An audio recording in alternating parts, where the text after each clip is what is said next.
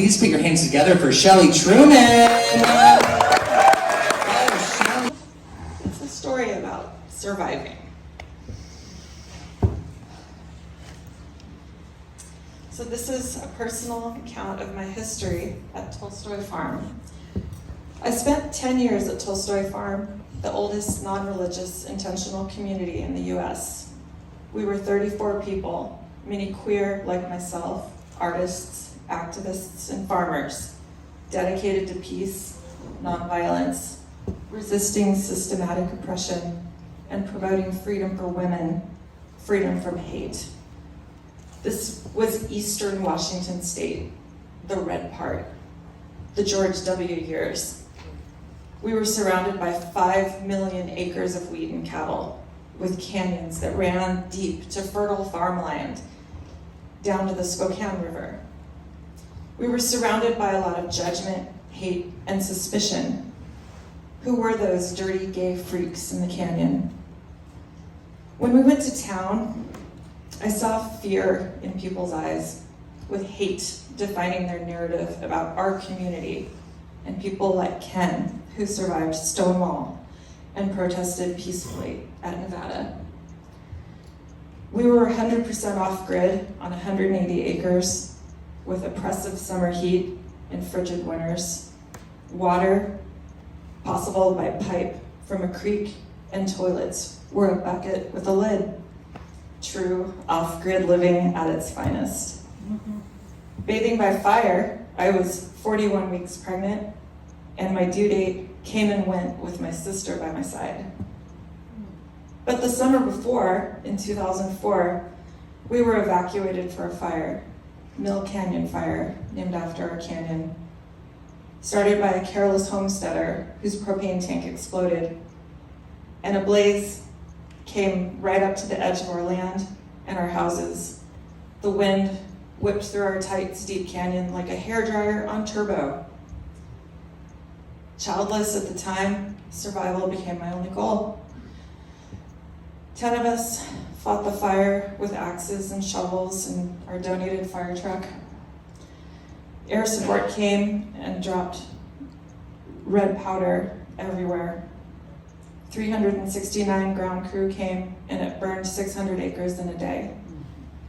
We finally got evacuated, and as I was putting my 20 crazy chickens in old produce boxes to take to the shelter, I heard a resonant thumping above me, and I felt it in my spine. The sky was orange and the air heavy with smoke. I looked up, and a helicopter crash landed in the field next to me. The aged pilot wobbled out in a daze with his cowboy hat still on before he fell to the ground. And he survived, as did I. 4 days later, we returned. The fire was out, but the canyon still had hot spots with glowing tree roots deep below ground.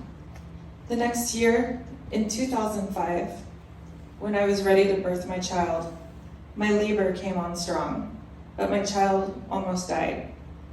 I had tried natural childbirth with hopes of having my child in the canyon, but I knew something wasn't right. I labored hard for 24 hours, and I wanted and I knew I needed help. As I ascended the canyon in the back of the van, the movement and fumes put me in shock. And after 72 hours of hard labor, I eventually did push out my child. And that birthing brought me a gift of pain that I cherish. This pain would shape me as I survived what was yet to come. It was my teacher and taught me survival, and it taught me to let go. I came back to the canyon after the birth and was greeted by heat and smoke. Here we go again. My home in the path of a fire. This was the Harker Canyon fire.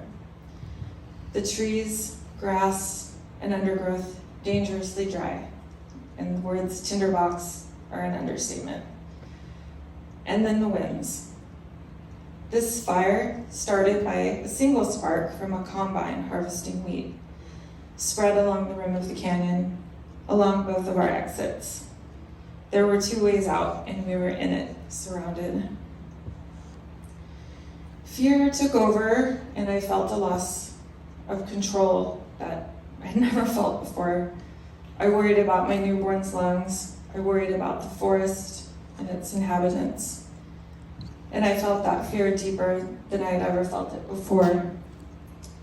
I was worried about our elderly community members living primitively, resistant to the impending evacuation.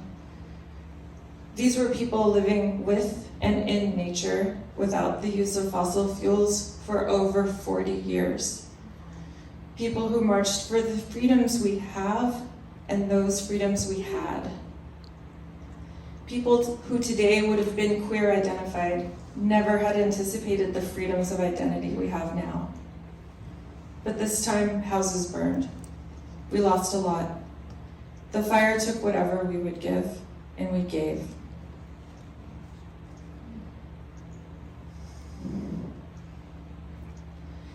In all of this, I eventually let go of my fear. Fear, an emotional response, is a choice. I had to see it like this. Tolstoy Farm is still going strong today. Seasons come and go like people. Many of the original residents have passed away, as have some of the younger generations. There also seems to be more tolerance for differences in the towns around there. But hate still burns strong in eastern Washington. There's no denying it. If there's one gift we can learn from fire, it's its teachings. Fire teaches us to survive. Pain is like fire in the way that it burns, passes, extinguishes. As pain takes over the body, the mind can either fight it or accept it, but you have to learn to live with it. Hate is like fire, but hate requires action. You have to be vigilant to resist its path. You have to do the hard work to prevent it from the impending destruction. And the work must be done in order to survive.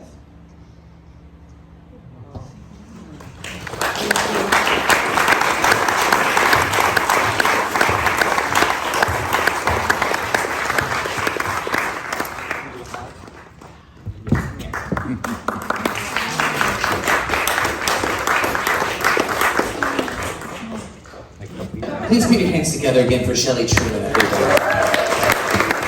Shelley, thank you for sharing that deeply moving story with us. That was really wonderful to get to experience the full breadth of what you were experiencing at that point.